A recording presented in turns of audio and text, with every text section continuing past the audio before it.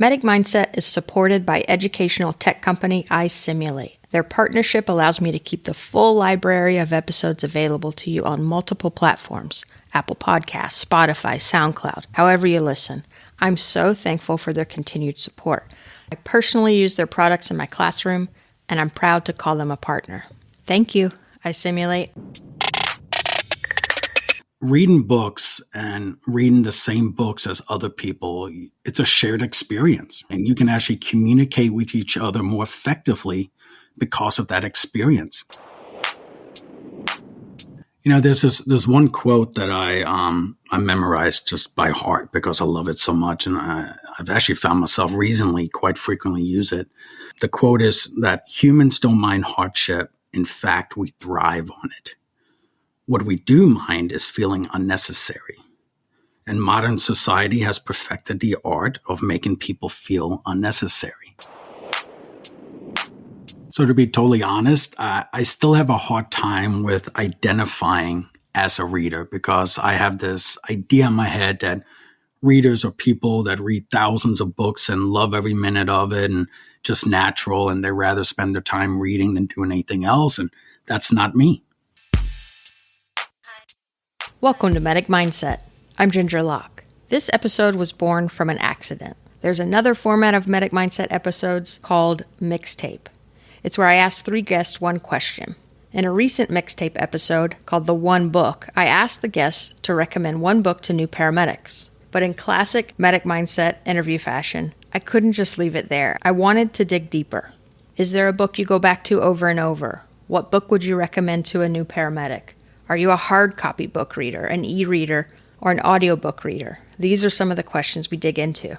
So here we are. It's long format. It's a deep dive, not a surface touching of the toes in the water.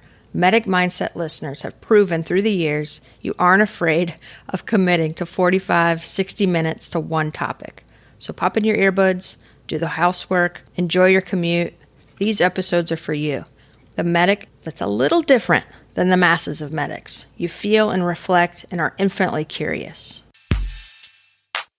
The guest in this episode is firefighter paramedic Michael Herbert. He's from North Carolina and now works as the program manager for RQI Partners, developing new digital resuscitation programs for the AHA and the Resuscitation Academy. It was an honor to have him on the show. I've been wanting to get him on for quite some time now. After we finished recording, he kept texting me all these other books he wished he had mentioned, but I think no matter how long we had talked, we'd never really exhaust his list. He's got lots of great recommendations. Take a listen. I wanted to talk to some of my friends, other readers like yourself, about the books they have read, about, how reading fits into their life. And the way I picked the guests was that I thought about, well, who do I know that I talk about books a lot with? But then also, which of my friends have gifted me a book? Who have used a book as a gift? And I thought of you, Nisa Hadaway, and Maya Dorset, because you've all sent me books. You gave me a book by Simon Sinek called The Infinite Game. And I was curious, maybe we start there. How did you decide to give me that book? So I guess the reason why I gave it to you is because I know we shared a similar mindset on, our love for books and the types of books that we read. And when I got done reading Infinite Game by Simon Sinek, I was so compelled by it. I felt like it was a book that, everybody should read, and the world is not going to be whole until everybody does. So I just decided to think about who are people that, share my passion with. And you came to mind, and it worked out that, we had an opportunity to meet up for coffee, and there it was. That was so cool to meet you in person, because I have so many friends like you who, we've communicated over social media and been speakers at conferences and kind of shared these parallel lives, but never really sat down and had coffee together. And that day was really special. Justin Aaron joined us, a good buddy of yours and a guest of the podcast as well. I looked back to how you and I first connected. Do you remember how we first connected? I want to say I heard one of your podcasts, and I just reached out to you on social media to say, job well done, and I loved it. Yeah, I think that's possible. But what I remember, the very first time I really remember making kind of that personal connection with you was that you translated a German tweet someone in Germany tweeted about medic mindset or a blog post or something, and you translated it for me. Yeah, that's right. Do you remember that? Yeah, I did. I do recall it now. I did forget about that. I know, but tell the listeners, how do you know German? Yeah, I am a German. I am an immigrant. I moved to the States when I was 12 years old. English is my second language. And for full disclosure, my dad is American. He just happened to live in Europe for 30 years, where I was born and raised. My mother was German, and I didn't come to the United States until 1994. I was thinking of other ways we've interacted. You did the art for one of the episodes, one of the thinking series. You did the art for the syncope episode. And then your daughter did some art for me. She did an avatar for me. And so we've had fun doing creative things together through the years. So I want to ask you, and this is going to take some honesty on your part. I'll be honest too, if you'll be honest. The question is, what's the last book you read? And it doesn't need to be sexy or glamorous or intellectual. It just needs to be honest. What's the current book you're reading, maybe? Yeah, so I am not currently dedicated to one book. The last book I did complete just a few weeks ago was Atomic Habit by James Clear. Do you read real books? Like, do you hold a book or do you use an e-reader? No, I use real books. I love the feel in my hand. I don't even have an e-reader. Yeah, I don't either. So you have multiple books going at once? I do quite frequently, yes. I hear that from readers over and over. Do you think it's for different times of the day, or you get bored with one and pick up the other one? What's that about? It's quite often it's both a commitment and a just opportunity, right? Do I have the opportunity to read during the pandemic? My habit has definitely fallen off, but I'm trying to dedicate myself back to reading because of the power that it can give you. Committed to reading a few books this year, whether I'm going to be traveling or not. Will you tell us more about the pandemic bit? Because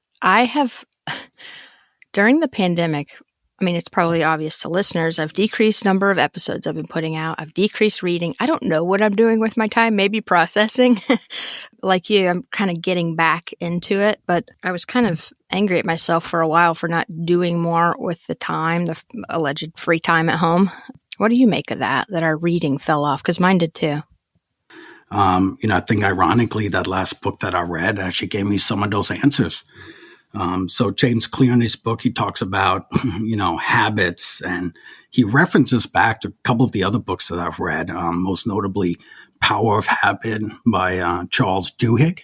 And Charles Duhigg really created that formula, right? Those 4 stages of habits, right? There's a cue, a craving, a response, and then a reward. And, what I noticed during the pandemic, my entire life got turned upside down. So those normal cues that used to give me to pick up a book and want to read, they weren't there. So I didn't read. That makes a lot of sense. I think that's why the podcasting fell off for me as well, as those cues of, going to a conference and talking to colleagues and having kind of inspiration. Or you and I were talking earlier about how we used air travel. I used air travel going to conferences as my time to edit. You said you used it for reading. That totally makes sense. Like, we've lost those rhythms. Yeah, exactly. I mean, my cue used to be sitting down in an airplane seat, and I very deliberately would not log into Wi-Fi. And because I predominantly flew American didn't have that TV screen on the back of the seat. So I wasn't distracted. I would grab my book. I had no electronics, and it would be my cue to read. And once I got into a few pages, I wouldn't stop. I told you I was going to tell you what book I've been reading. I'm halfway through it. It's called Shadow Divers. It's by Robert Kurson, and it's about these Americans who discovered a U-boat, a German sub off the coast of New Jersey. It was sat at like 230 feet, and how they discovered it because some fishermen were noticing that, there was lots of animal life there. They went down to it, and they had to keep going back down to figure out kind of the identity of who owned the sub, because it truly was lost and no one knew it was there. So I just learned recently of one of your posts that you're a diver. Mm-hmm. Is that correct? Oh, yeah. Yeah. So I've never been diving before in my life. So is that a pretty significant distance? I would imagine so. Oh, for sure. Recreational divers usually won't go below 100, 120 feet. You start getting nitrogen narcosis at that depth, so they have to be really careful to not stay down there long. And in fact, in that book, some of the divers don't make it. They die down there. It's a great book, and it's just reading for pleasure again. I think I was reading so much to learn that during the pandemic, I did get back to reading just for pleasure as an escape. Yeah, and an escape, but also I think it builds a lot of transferable skills, right? These types of experiences from other disciplines or industries or topics or even fiction. You just said something really interesting, that fishermen noticed something different about the environment, and that's what cued them on, that there's something there, and that's what drove one thing after another, and that's life. Mm-hmm. Yep. Do you ever stop reading books that you don't like? You just put them away? I feel obligated, like I'm abandoning it, or it's like the sunk cost fallacy. Like I've already put in all this time to read the first half, and I should finish it. I do. I probably put down more books than I actually complete reading. Oh, that makes me feel better. But it's not because I don't appreciate the book. It's oftentimes just because life gets in the way of it, or there's something else that catches my attention, and I always have a full intention to return to it at one point, and I'm hoping I have a lifetime to catch up on these. That's one of the reasons why I love hard copies, right? There's just something about it being there, and it's a reminder and something tangible. I guess some people have vision boards. I have bookcases. Yeah, things that you've read that you want to be reminded of the theme of the book. For me, it's also like a trophy. Like I did that. I completed that. Yeah, absolutely. I love that analogy. And I think it is. I think it's a great experience, reading books and reading the same books as other people. It's a shared experience, and you can actually communicate with each other more effectively because of that experience. And it's maybe because English is my second language. I actually have a really keen notion to this, that words matter. If you're able to use a word concisely, given the reflection of a book, it really adds to the understanding. It is nice. I think of Maya Dorset as you say that, because she and I've read, well, I think she's read every book ever written, but so consequently we've read a lot of the same books. All she has to say is Daniel Kahneman, and we both know we're talking about System 1, System 2 thinking. That's right. Not that I made it all the way through that book. I'll be honest with and I want to say that sometimes I reference texts and that's a text to me, that thinking fast and slow.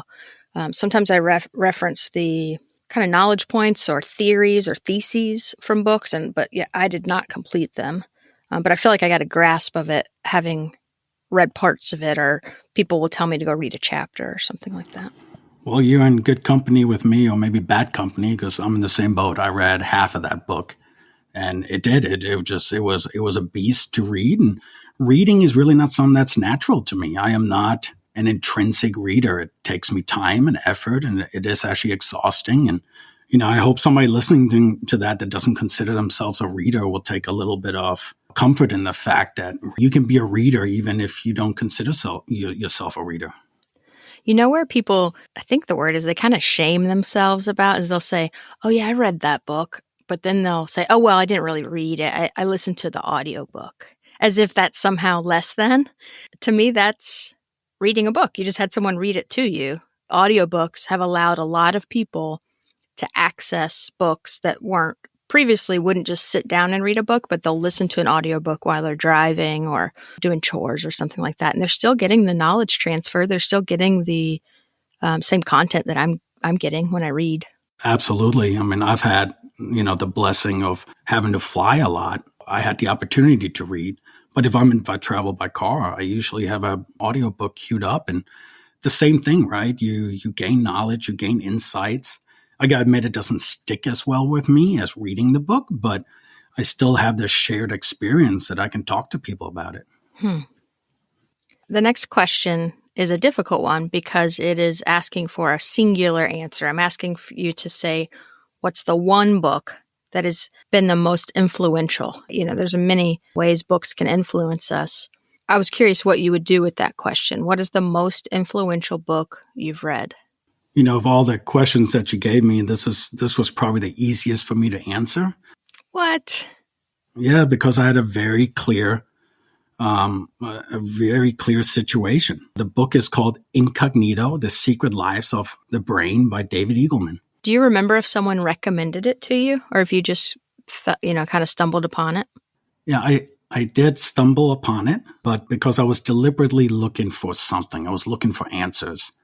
And I found those answers inside of this book. It sparked both a foundation of understanding for me to read a lot of other things, but then it gave me some answers and comfort and actually helped me through a really difficult time in my life. I was injured, laid up in bed, unable to move or work. I'm not sure if I was going to be able to return to work. And, I absolutely loved being a paramedic. It was, it wasn't my identity, but it was definitely a calling for me.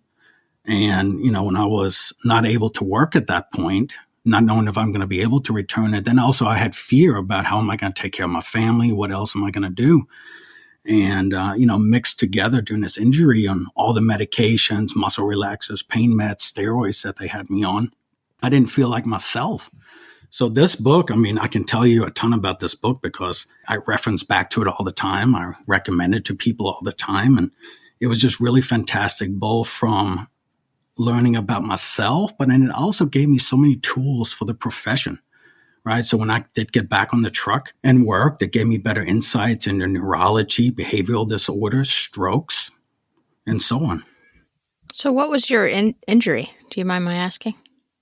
I had a back injury. So pulling a guy out of a confined space and something popped, and I was in tremendous chronic pain. And actually here, 12 years now later, I'm still in pain. Well, a lot of people can relate to that. I cannot, but I know a lot of listeners can. It comes with the job. Yeah, and I'll tell you what, I wouldn't wish it on my worst enemy. And I'm glad you don't. It's called Incognito, and what's the subtitle? The Secret Lives of the Brain. Lives. Yep, lives, plural. That's right. Huh. And the author? David Eagleman. Okay. I knew we would reference a lot of books in this episode, so the show notes are going to be really key for this.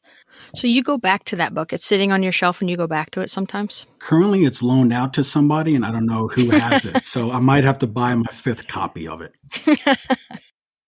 This is our plight. We give away our books, don't we? We do, yeah. Right. So shared experiences, and you give it to people. This is, to me, giving a book and receiving a book is one of the greatest gifts. My mom, whenever I go to her house, she'll just start handing me books. And I always feel so guilty until she told me one day, she was like, oh, no. Whenever I love a book, I'll just buy 2 or 3 copies because I know I'm going to be giving them away. Yeah, I did the same thing with Infinite Games. Mm-hmm. I think you had more than one copy that day. You may have given one to Justin as well. I don't remember. I did. Yeah. I did. Yeah. I have to see if he read it. So, Justin, if you're listening. So do you recommend that book to others that have injuries, or was it something in that book specifically that made it easier for you to, come back to the job or get through that hard time? This author was so elegant in his writing and his understanding, and able to just take a very, very complicated topic and subject and really break it down for people to understand.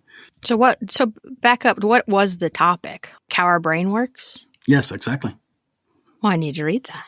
Yeah, and it's not just about how the brain works, but the interface between the complexities of the brain, the difference between the brain, and just how we behave. It's quite fascinating. It gives you actually a really great foundational understanding of what most people learn in college and psychology courses and so forth. There's a quote that I've actually started using when I teach classes. So when I introduce behavioral emergencies or neurology, I actually quote David Eagleman. And just as a side note, I actually use his quote in some tweets from time to time, fully giving credit to him. And one time he actually liked one of my tweets. So that was a highlight for me. So the quote is that the brain is so complex that it bankrupts human language and will necessitate new strains of mathematics to understand it. And what's fascinating with that is that any beliefs when people think that they absolutely know something about it it's a humbling concept, right? Because it makes you realize that even with all of our medical knowledge and education and science behind it, and we improve all the time, we don't fully understand the brain. And I think we need to be humble and we need to be cautious. And when we treat with anybody that has a personality change or something going on, because it's not without consequence. And there's a debate over free will and criminology and everything else that this foundational understanding really affects. So I have a handful of books I read almost as a reference. I'd say they're mostly nonfiction, some Stoic books, or there's this great book, The Four Agreements. They center me and they calm me when I'm a little agitated or going through a hard time. Those are the ones I find that I go back to and I guess reframe. They kind of reframe where I am. Do you have books like that? Not necessarily ones that calm you or reframe everything for you, but I guess I'm curious if you have books that you read over and over. This is one book that I do pick up quite frequently and just read little pieces of. It's called Tribe, on homecoming and belonging. The author is Sebastian Junger. And this book is, it really is a great reframe. It's something that I do for me, internally. What's going on for you when you go to it, and what do you get from it? There's one quote that I memorized just by heart because I love it so much. And I've actually found myself recently quite frequently use it. The quote is that humans don't mind hardship. In fact, we thrive on it. What we do mind is feeling unnecessary. And modern society has perfected the art of making people feel unnecessary. And it's just a reminder when things get hard and so on, I look around at everything that I have and, I don't have for wants of anything, but yet still, why am I feeling blue? And it's kind of the reminder that sometimes, what am I really pursuing? And then I have to reframe, my mindset of what I'm really trying to do and get back to a purpose that I think, it's just that excites me. This book was really intended, I think, for veterans coming back from war. So Sebastian Junger was actually a war reporter. He was a journalist that went to many different theaters of conflict, and he talked about stories there and these things that he absorbed. And, he both used, history, psychology, and anthropology to kind of make this case. I think there's a little bit of caution as you read, some of his work because, he's a journalist and he tries to reference and interpret psychology and scientific papers. I think he does a great job, but like Malcolm Gladwell, they don't always nail it.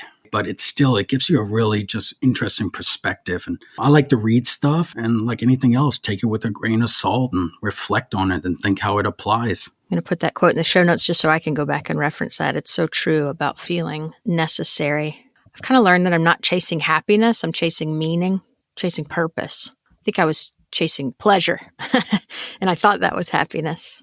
Yeah. And I mean, we're in a dopamine saturated society. Everything gives you feedback from likes on social media to winning a video game to watching TV. Everything's so instant. And I think it affects your mind, your life. And, I'm most concerned, for my children. I'm not going to withhold any of this stuff from them, but, teaching them how to manage it in a healthy way.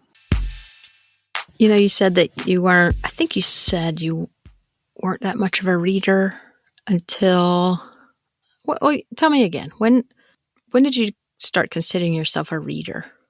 So to be totally honest, I still have a hard time with identifying as a reader because I have this idea in my head that readers are people that read thousands of books and love every minute of it and just natural, and they rather spend their time reading than doing anything else. And that's not me. Yeah, that makes sense. You've got this kind of meme vision of somebody curled up on a couch and they'll stay there all day. And yeah, no, exactly. But I can tell you what, I think there is proof reflecting back on everything that I have read that, I have even going slowly, right? Only reading a few books a year. It does compound. Now I'm at a point where, man, I have read that book. Yeah, I know what you're talking about. And part of building a habit, and once again, referencing back to the book Atomic Habit, James Clear talked about that. He There are different ways of creating habits. And I'm a huge proponent of people reading. I think there's a habit you should build, but you got to be careful. You don't want to create an outcome driven, goal, because those are short lived. I'm going to read 10 books. Well, you're going to read 10 books and then what? Oh, yeah. Right. Then all of a sudden, you're not a reader anymore. You did your 10 books and it's done. And you may not pick up another book for your entire life. Right. The outcome driven is the key. I'm hooking into that you don't make it outcome driven, that it's more the journey, the process of doing it. That's the goal. Absolutely. Speaking of outcome driven reading, I started using this app. There was a year, I think it was maybe 2014 or 15. I took a year off from social media. It was before the podcast. And I just consumed. I consumed books and I listened to podcasts, but I took a year off from creating anything and just consumed. That year, I found that app. It's called Goodreads, or it's a website called Goodreads where you log the books that you've read and it tracks your progress and you review stuff. And it's kind of like a huge app of a book club, so to speak, because you see other people's reviews of these books. And I hated it. I hated this stinking app.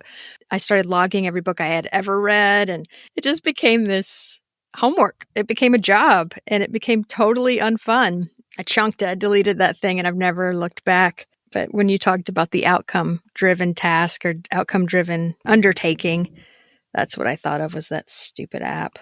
Yeah, so James Clear talks about, right, that process-driven, where you focus on your system and environment, can help you build habits more. But then he also talked about the identity-based habit, right? You telling yourself what you are drives you to it.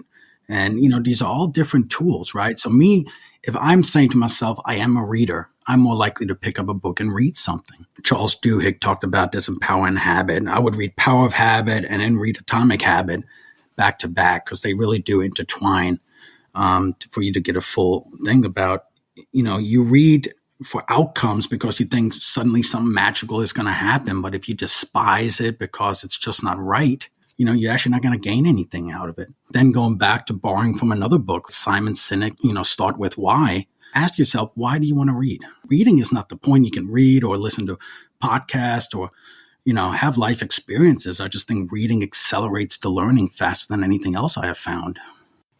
Yeah, just to borrow from Atomic Habit again, he didn't talk about this specific, but it kind of applies. If you want to start reading, right, lay a book somewhere where you're going to sit during the day at some point, and just make a rule that you're going to read one page. Create the cue when you sit down, pick up the book, read it, read just one page so it becomes a daily habit. And over time, then all of a sudden, every time you sit down, you're going to develop this craving. I want to pick up this book now. And that's how you build. You build habits by these small incremental changes you do in your behavior. And I think most people, in anything that they do, they throw themselves headlong into it. Anything new is hard. David Eagleman actually talks about this quite extensively. And this is a great lesson, I think, for field training officers or preceptors, right? You running a call, even if it is a tough call for you, if you have vast amounts of experience, most everything that you do is on autopilot. So when you get back from that call, it was just another call, even though it was maybe considered a good call, right? For a student, if you're precepting, or for a new employee, right, every move was something that they had to concentrate on. They're going to be exhausted. So what I used to do is, I had a bad call. I used to ask my student, hey, please, I want you to sit down, close your eyes, and relax for 20 minutes. Mm-hmm. Right. And they need it. And it actually helps learning. It cements what they just experienced. And I think from a mental health aspect as well, we need those breaks. We can't overwhelm. I think you talked about it, stretch goals versus, breaking points people reach. Well, and that also ties into Daniel Kahneman's System 1 and System 2. So once you've kind of become a master of a trade, you spend a lot of time in System 1 thinking. You're just doing the automated stuff. But your learner, the new guy, the novice, they're in System 2 and just slogging through cognitively, and just their brain is burning a lot of fuel. It is very tiring. Yeah, it is. It is. And then think about this too, right? We're burning a lot of fuel. I love that you said that, right? Eagleman said, the brain, this mushy pink substance that's encapsulated in this dark, black, silent, skull of yours. It only takes up about 2% of your body weight, but it actually consumes 20% of all the energy that you consume in a day.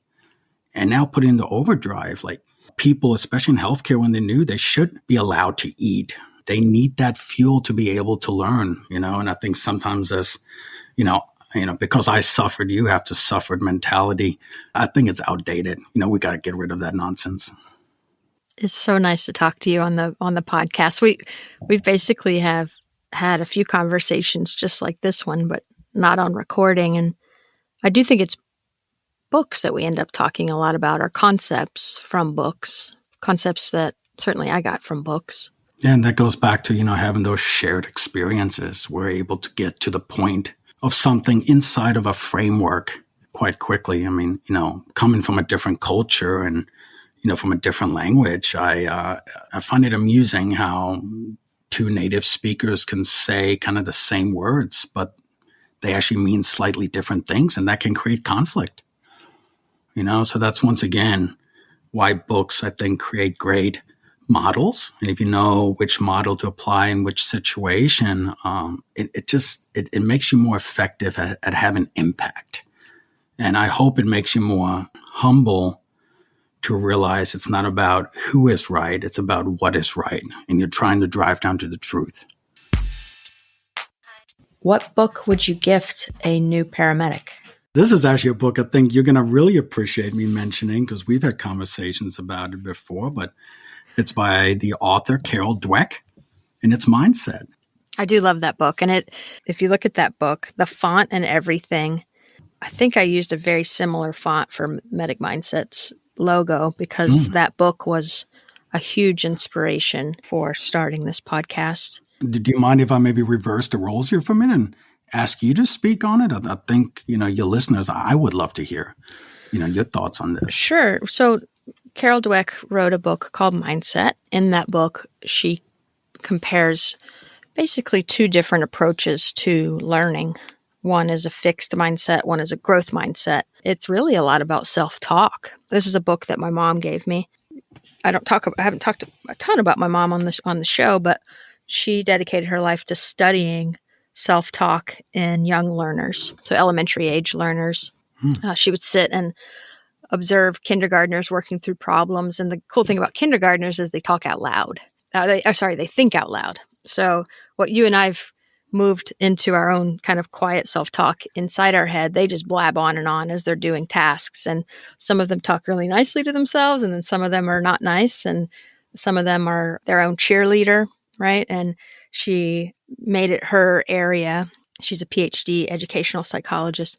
She made it her area to kind of identify did positive self-talk translate to better, performance, academic performance. And it would be no surprise to anyone listening that it did. So this was a book that she gave me, and it's similar to that concept. The concept is that learning is possible for every single human, right? In the absence of, some type of, neurological disorder, given enough time and in the right environment, really any brain should be able to learn new tasks, new information. And that's the growth mindset, that if you just believe that learning can occur, it will. And we just have to be patient and do the work.